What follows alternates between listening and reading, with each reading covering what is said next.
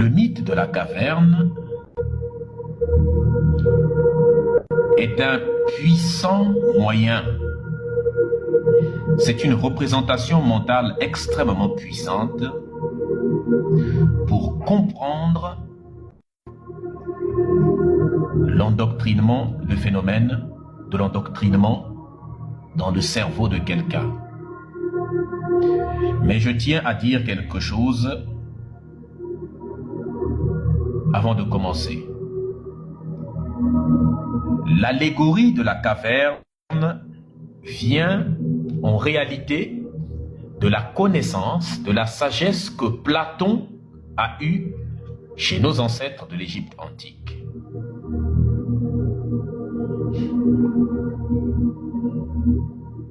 Donc, dès le début, il faut comprendre qu'avant qu'on ne me fasse des projets, des procès, que oui, mais pourquoi on se baserait sur Platon, vous devez comprendre quelque chose.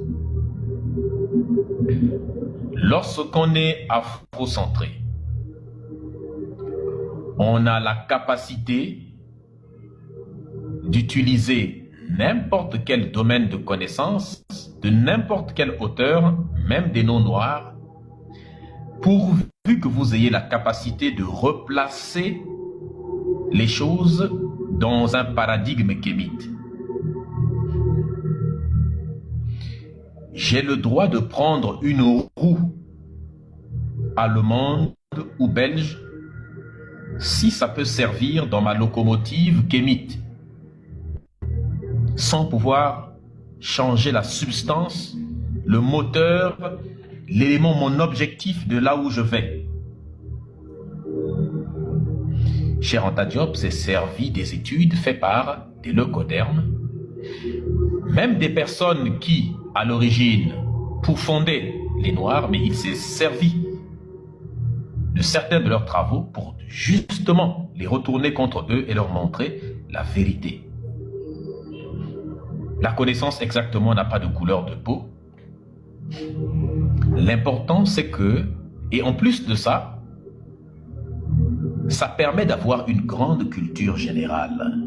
Le kémite, pour pouvoir attaquer quelqu'un qui essaye de mépriser, quelqu'un qui essaye d'avoir une idéologie qui a pour objectif de te rabaisser, il faut que tu connaisses le paradigme de la personne en question. Donc c'est très important. Donc ne vous étonnez pas, vous verrez probablement demain, après-demain, des gens commencer à faire des clashs pour dire oui, mais les kémites qui parlent de Platon, moi je ne comprends pas. Ça c'est quel kémite qui peut parler de Platon au lieu de parler d'Imhotep? Nous parlons des Imhotep toute la journée. Nous parlons des Cheikh Anta Diop toute la journée. Merci beaucoup Saint-Touré. Merci beaucoup Saint-Touré, c'est incroyable.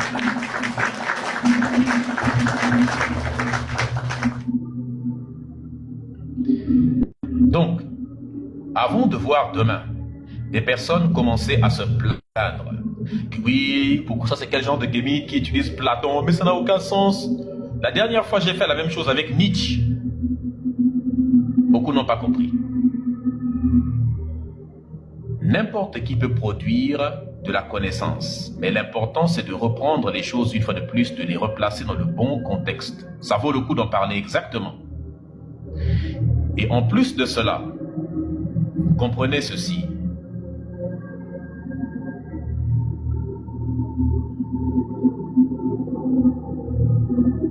Platon, lorsqu'il distingue le monde intelligible du monde sensible, c'est-à-dire un monde sensible fait de besoins naturels, qu'il assimile à la terre, au matériel, n'est-ce pas, aux deux types de matériel qu'on va voir de toute façon tout de suite. On va disséquer cela en long, en large et à travers, n'est-ce pas? Vous allez comprendre une notion fondamentale. C'est que le monde sensible, fait de nos besoins naturels, liés au matériel, c'est ce que les Égyptiens antiques représentaient par une pyramide qui était tournée vers le bas. Et le monde des essences, le monde des idées, le monde de la vérité, de la transcendance, le monde de la science était représenté en Égypte antique par une pyramide qui pointait vers le haut. Et donc ça formait une espèce d'étoile. C'est d'ailleurs donc une pyramide qui regardait vers le bas pour représenter le monde des essences, le monde sensible, donc le corps humain et tout ce qui a tout le matériel, et la pyramide vers le haut pour représenter le monde intelligible, le monde des essences, le monde des idées, le monde de l'esprit en quelque sorte.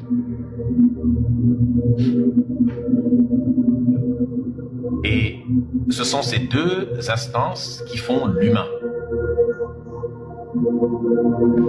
C'est de là-bas que les Juifs ont copié la fameuse étoile qu'ils appellent étoile de David, qui n'a été inventée que très récemment, vers le 18e siècle, qui a été introduite dans la notion de la judéité. Sinon, avant ça, ça n'avait rien à voir avec les peuples juifs. J'ai fait un live sur l'origine du peuple juif et du judaïsme, ici, où je l'ai démontré, je vous ai montré des photos de comment c'était représenté dans les pyramides. Et qu'est-ce que le mythe de la caverne ou l'allégorie de la caverne? L'allégorie de la caverne, c'est un texte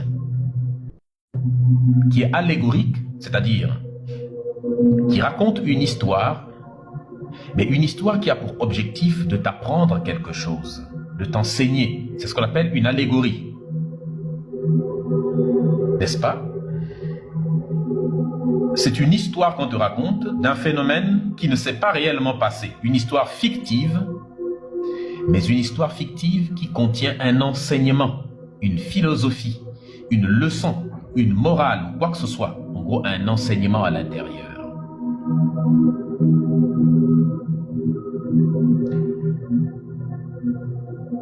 Cette histoire se trouve dans un livre qu'on appelle La République. Ce livre a été écrit par le philosophe Platon, que vous connaissez. On a dû vous parler de Platon à l'école, mais il y a des choses comme ça que beaucoup de gens ne comprennent pas. Parce que les professeurs de philosophie ou, on va dire, des professeurs de lycée de manière générale, vu qu'ils ont beaucoup d'élèves ou eux-mêmes parfois ne comprennent pas trop bien les choses, des fois ils passent rapidement, n'expliquent pas très bien ce genre de choses. Donc c'est aussi une occasion pour vous de plonger et de comprendre ces notions que vous n'avez pas peut-être captées à l'époque. Donc ça se trouve dans un livre qu'on appelle La République, qui est écrit par le philosophe Platon. Platon, c'est un philosophe du 4e siècle, je pense. Entre 4e et 5e siècle avant notre ère. Quand on dit avant notre ère, c'est ce qu'on dit souvent avant Jésus-Christ. Donc on peut dire avant Jésus-Christ. Mais si on ne veut pas dire avant Jésus-Christ, on peut dire avant notre ère. N'est-ce pas? Certains disent avant l'ère vulgaire. Certains kémites disent avant l'ère européenne, puisque finalement c'est l'ère européenne, vu que nous avons nos propres calendriers, tels que le calendrier kémite par exemple, n'est-ce pas, qui est le plus vieux calendrier au monde. Donc vous voyez un peu? Donc de l'ère ancienne, l'an 4 et l'an 5 de l'ère ancienne, ou avant notre ère si vous voulez. Et il faut savoir que, donc, comme je vous expliquais, Platon...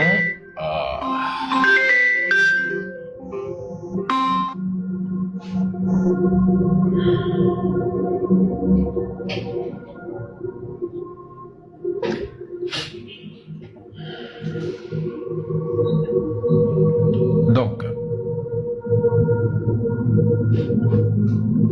le débat n'est pas sur le fait de savoir si Platon a existé ou pas.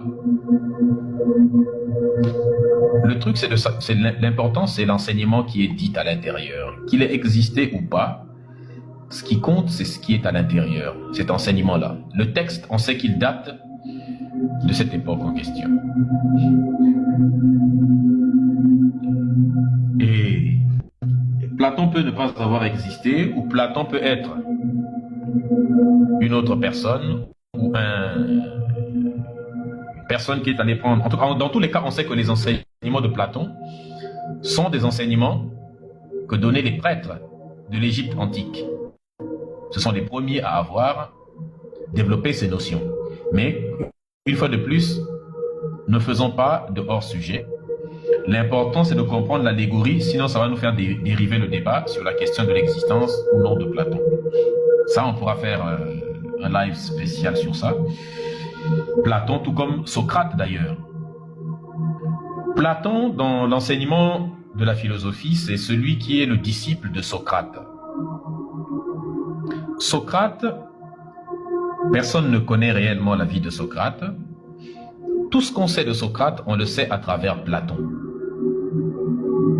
Tout ce que l'on sait de Socrate, on le sait exclusivement à partir de Platon. Et pour ceux qui connaissent un peu Platon et tout ce qu'il a écrit, d'ailleurs, il y a un autre philosophe qui s'appelle Gilles Deleuze, qui disait que, pour lui, Socrate est une invention de Platon. Pour lui, Socrate, c'est un personnage fictif écrit par Platon, parce que Platon voulait passer un enseignement, et donc il a utilisé ce personnage fictif auquel il a attribué tout ce qui lui est attribué à Socrate, et vous verrez qu'il y a des rapprochements entre la vie de Socrate et cet enseignement de Platon. Vraiment.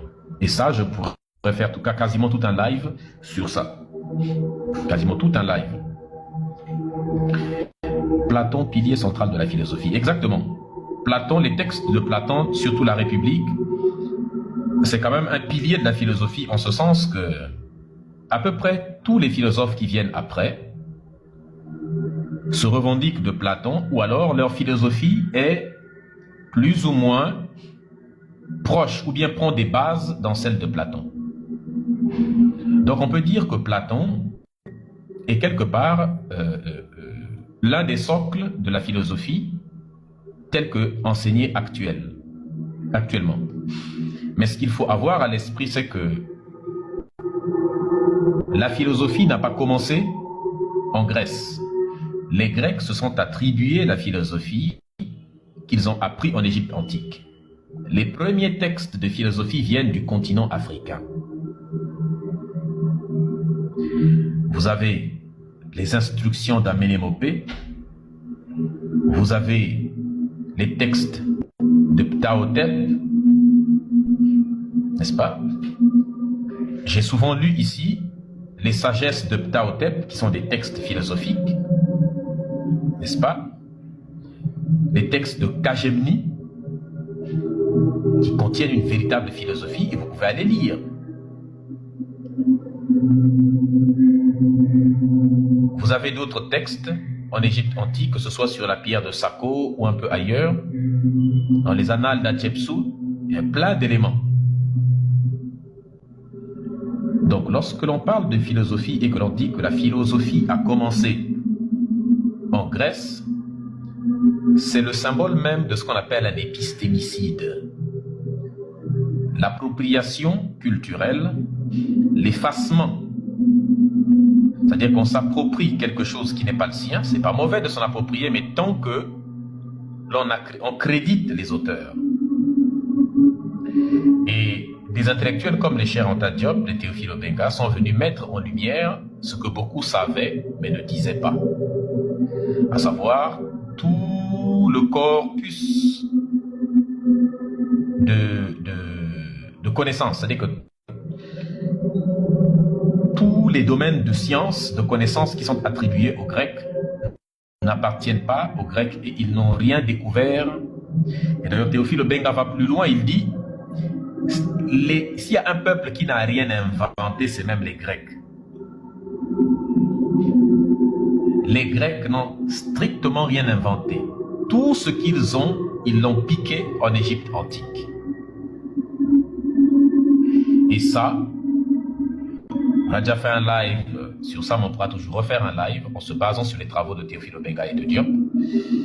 et aussi sur le live, sur le livre. Donc, on peut prendre le livre Philosophie africaine de l'époque pharaonique de Théophile Obenga. On peut se baser sur tous les livres de Cheikh Anta Diop à peu près, puisque il y en a dans tous les sens. On peut se baser également, donc, particulièrement civilisation ou barbarie, antériorité des civilisations nègres, mythes ou vérité historique, et évidemment l'inénarrable nation nègre et culture. On peut se baser également sur le livre de Nusere Kalala Omotunde, à l'époque où il s'appelait Jean-Philippe Omotunde, qui s'intitule L'origine africaine du savoir grec. Un très bon livre sur lequel je vous recommande même de commencer parce que il est écrit un peu plus légèrement que les livres de Cheikh Anta Diop. Enfin, légèrement, attention. Hein. Quand je dis légèrement, je dis il est plus accessible. Les livres de Cheikh Anta Diop sont un peu plus complexes et Omotunde, un peu comme votre serviteur que je suis, avait un très bon talent de pédagogue. N'est-ce pas? C'est pourquoi je suis la réincarnation de Omotunde. En fait, Omotunde n'est pas encore mort, il est là, il vous parle actuellement. N'est-ce pas? Et vous sentez la même pédagogie de Nusere Kalala Omotunde, parce que nous sommes tous connectés, bien évidemment. Dans notre philosophie, on ne meurt jamais. On change d'état uniquement. Si vous comprenez? On ne meurt jamais, son énergie est là. Tapoter, partager, sécuriser le live. Et donc, vous avez également le livre de Lissapo Yakama que vous pouvez lire, Afrique. Je crois Afrique pharaonique, 3600 ans ou 3400 ans d'apogée absolue du monde noir. Vous avez également, quel autre livre je peux vous conseiller sur la même lancée? Bref, il y en a beaucoup. Hein. Donc, il y en a beaucoup sur l'antériorité des civilisations noires. Et il y a George James aussi, Stolen Legacy. Voilà. À ne pas manquer. George James, dans Stolen Legacy, il en a beaucoup parlé. Stolen Legacy. Un très bon livre qui montre le début, quand il dit Stolen Legacy, héritage volé. Et dans tout le livre, George James nous montre quelque chose d'absolument fascinant. Il montre comment ces gens-là ont volé, les Grecs ont volé. Tout, du début jusqu'à la fin. Si par les Grecs également.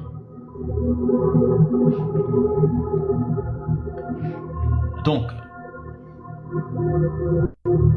que nous dit le mythe de la caverne?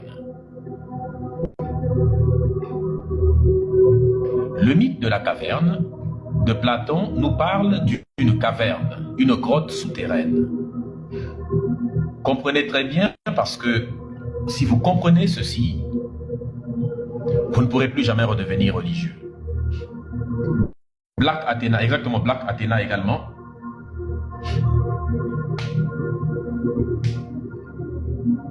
Platon nous dit ceci, regardez l'image qui est ici. Platon nous parle d'une grotte souterraine, une caverne.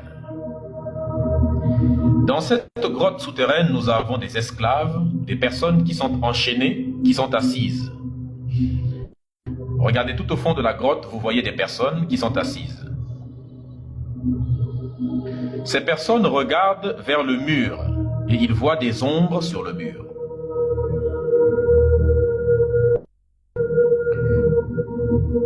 Ils regardent fixement les ombres. Ils sont enchaînés. Ils n'ont pas la possibilité de bouger. Ils ne peuvent regarder ni à gauche ni à droite. Ils ne peuvent que regarder devant eux. Ils voient des ombres défiler, les ombres s'agrandir et se rétrécir. Et entre eux, lorsque vous vous dirigez vers la sortie, vous voyez qu'il y a des personnes qui tiennent des espèces de bâtons sur lesquels il y a des motifs, des véritables images, des ombres qui sont projetées dans le mur. Et c'est la lumière d'un feu qui est allumé. Juste en haut là-bas, il y a un feu. Et c'est la lumière de ce feu qui passe à travers, donc qui vous connaissez par le phénomène physique, des rayons lumineux qui sont, parce que la surface est opaque, ne passent pas et donc ça dessine le motif. Vous connaissez comment se font les ombres. Et un peu plus loin, vous voyez des gens, quelqu'un en train de tenter de sortir de la grotte. Et là, vous avez une autre, la même personne qui a réussi à sortir, qui est dehors. Et à côté de cette personne, vous voyez, vers son pied, il y a les mêmes canaris qui sont représentés. Le même canari qui est représenté sur le mur de la grotte. Vous voyez des oiseaux en haut là-bas. Ce sont les mêmes oiseaux qui sont représentés sur le mur. Vous avez l'arbre qui est dehors, ou les arbres, à peu près les mêmes arbres que vous voyez. Vous avez le soleil qui est là représenté, n'est-ce pas? Tous ces symboles sont extrêmement importants. Qu'est-ce que ce texte nous raconte exactement? De quoi s'agit-il?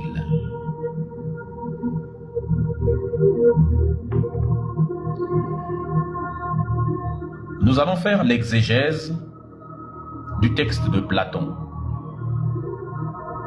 Les personnes qui sont au fond de la grotte représentent l'état dans lequel vous êtes ou vous étiez. Vu que nous parlons des religieux, je vais beaucoup plus m'appesantir sur la question de la religion pour vous faire comprendre réellement ce que c'est. Nous avons une personne, des gens qui sont au fond d'une grotte, qui vivent, qui ne connaissent rien d'autre, aucune autre réalité. La seule réalité qu'ils connaissent, c'est celle de la grotte. Depuis leur naissance, ils ont été conditionnés à accepter l'idée qu'il n'y a pas d'autre réalité que la leur. Il n'y a pas d'autre vérité que celle qu'ils voient et celle qu'on leur a prise comme étant des vérités. D'abord, pourquoi le choix de la caverne? La caverne, c'est déjà un lieu sombre, un lieu qui se trouve sous terre. Et dans la philosophie de Platon, il distingue un monde. La terre, pour lui, c'est le monde sensible, qui est fait donc de besoins matériels, n'est-ce pas? Fait d'éléments matériels qu'on peut toucher, qu'on peut voir. Donc l'humain, son interaction avec la nature, et il distingue qui est plus bas pour lui que le monde intelligible. Et s'il représente la caverne comme étant une grotte souterraine, c'est pour montrer déjà l'état de quelque chose qui est plus bas même, au plus bas de l'échelle, donc plus bas que la terre. Et pour ceux qui connaissent la pyramide de Platon, dans République, il donne l'exemple dans la République, il donne l'exemple d'une pyramide, et en haut, au-dessus de la pyramide, il y met des personnes qui sont dans le monde des idées, des philosophes, d'après ce que lui disait. Mais moi, j'y mets les kémites, c'est-à-dire qui sont dans le monde des idées, n'est-ce pas? Dans le monde des essences. Alors que vous avez d'autres qui sont en bas de la pyramide, qui sont encore dans l'illusion, dans une forme de matrice, si je puis dire. Et représenter la caverne, c'est montrer le niveau très bas, plus bas que terre, dans lequel on se trouve lorsqu'on est dans un système de croyance. Donc, distinguer l'élément terrestre de l'élément céleste, n'est-ce pas? Céleste, pas dans le sens religieux du terme, mais dans le sens intellectuel du terme. La caverne est un lieu qui est obscur. Et l'obscurité, c'est le manque de lumière. Dans le langage courant, on assimile l'obscurité à l'ignorance. Voilà pourquoi on utilise des mots tels que l'obscurantisme, et on assimile la lumière à l'intelligence. à la connaissance, au savoir. Voyez-vous? Le religieux est dans l'obscurité. Le kémite est dans la lumière. Voilà pourquoi on utilise le mot obscurantisme, par exemple, c'est être dans un état d'ignorance absolue. Est-ce que vous voyez un peu? Par rapport à la connaissance. Et donc, quand on est au plus bas et qu'on est même dans une grotte, on descend encore plus bas dans l'échelle des connaissances, on est dans un monde totalement obscur. Et donc, nous sommes dans l'exégèse du texte de Platon. Donc, on voit déjà que la caverne a ce sens-là, ce symbole. C'est un lieu donc, qui est obscur. C'est un lieu d'étouffement également. C'est un lieu où on n'est pas aisé. C'est-à-dire que c'est un lieu qui n'est pas très grand. La caverne est étroite. Et l'étroitesse de la caverne représente l'étroitesse d'esprit. Lorsqu'on est dans un système de croyance, on a un esprit très étroit. On a une vision extrêmement limitée des choses. Alors que lorsqu'on est à l'extérieur, regardez à quel point le monde est vaste, est grand, est énorme. Il y a la lumière, il y a tout. On peut regarder beaucoup plus loin. Déjà, ça nous montre que lorsqu'on a de la connaissance, quand on est cultivé, eh bien la connaissance vous permet de voir beaucoup plus loin et beaucoup plus grand. Alors que lorsqu'on est étroit d'esprit, voyez-vous, on est extrêmement limité. C'est pourquoi la recherche de la connaissance est importante. Le but de la vie, c'est de combler ces ignorances avec la connaissance, de remplacer ces croyances par des connaissances.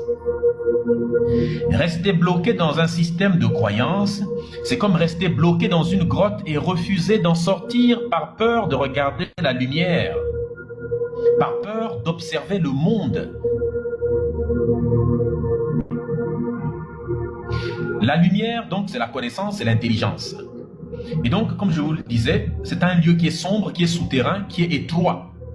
Et on y étouffe, exactement comme notre cerveau qui suffoque dans un système d'oppression intellectuelle et mentale. Donc, Platon, quand il représente sa pyramide,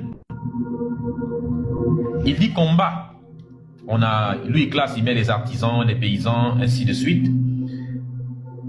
Pas dans une perspective de les rabaisser, mais ils sont indispensables à la vie et même à la survie de l'être humain. N'est-ce pas? Ils sont indispensables s'ils cultivent le sol et autres. Mais lui, il dit qu'ils sont indispensables pour les besoins matériels. Mais en haut de la pyramide où vous avez ceux qui pensent, ceux qui réfléchissent, n'est-ce pas, les véritables gouvernants. Eux, ils évoluent dans le monde des idées. Et ça, c'est un élément très important. Vous observerez que les véritables personnes qui ont du pouvoir sont ceux qui élaborent les idées. Sont ceux qui élaborent les idées. Les véritables gouvernants même de ce monde sont ceux-là qui bâtissent des stratégies, qui pensent, qui réfléchissent. C'est pourquoi lorsque nous avons la plupart des Noirs qui disent souvent « Oui, mais vous parlez, vous faites quoi? Les autres sont en train de faire le business, les autres sont en train de faire X et Y, sont en train de fabriquer des choses. Le téléphone que tu veux que l'Africain fabrique, celui qui a fabriqué le téléphone, ce n'est pas la personne qui a conçu le téléphone dans son esprit. Fabriquer, c'est un ensemble de processus. Mais le vrai pouvoir, c'est de concevoir le téléphone dans son esprit. Et dans une usine, l'équipe scientifique qui fait de la R&D, c'est-à-dire de la recherche et développement, ces gens-là ne touchent pas au matériel. Ils sont dans des salles avec des tableaux ou des croquis, des cahiers, ils pensent, ils font des équations ils élaborent, ce sont des ingénieurs, des scientifiques, ils élaborent des procédés sur des écrans, sur des tableaux, sur des papiers, ils discutent, ils échangent des équations et ils mettent en place des procédés. Ils font de la conception. Une fois que la chose est conçue, ils partent chez eux. Ils envoient et les autres vont s'occuper de les mettre en pratique. C'est ça le véritable pouvoir. Et ces gens-là sont ceux-là qui sont même les mieux payés. C'est pourquoi l'Africain doit comprendre que même si on donne aux Africains les moyens de fabriquer un téléphone, si vous n'avez pas d'Africains qui ont la capacité de concevoir un téléphone d'abord dans son esprit, ça ne servira à rien d'avoir la capacité d'en fabriquer. C'est pourquoi des gens comme Cheikh Anta Diop, ce sont beaucoup. Cheikh Anta Diop n'a rien fabriqué. Il n'a pas fabriqué une voiture et autres. Mais son travail conceptuel est fondamental. Même des idées que vous appelez démocratie, les systèmes politiques que vous voyez aujourd'hui ont d'abord été des livres. Avant que les gens mettent en place le système judiciaire, le système exécutif, le système législatif, ça a été théorisé dans des livres. Par exemple, vous prenez le livre de ce qu'on appelle communément les théoriciens du contrat social, n'est-ce pas? Vous pouvez prendre Rousseau par exemple, on a parlé du contrat social. Vous avez Montesquieu dans de l'esprit des lois. Je crois que John Locke aussi a un peu développé sur ça. En gros, ils sont nombreux, mais évidemment, tous ces systèmes existaient déjà dans plusieurs royaumes en Afrique. Cheikh Anta Diop l'a montré. Les royaumes comme le royaume du Congo, n'est-ce pas, étaient déjà décentralisés. Il y avait déjà un judiciaire, un exécutif et un administratif. Donc, et ça, on l'a retrouvé dans plusieurs royaumes en Afrique. Mais c'est pour expliquer aux Africains qu'à cette époque où les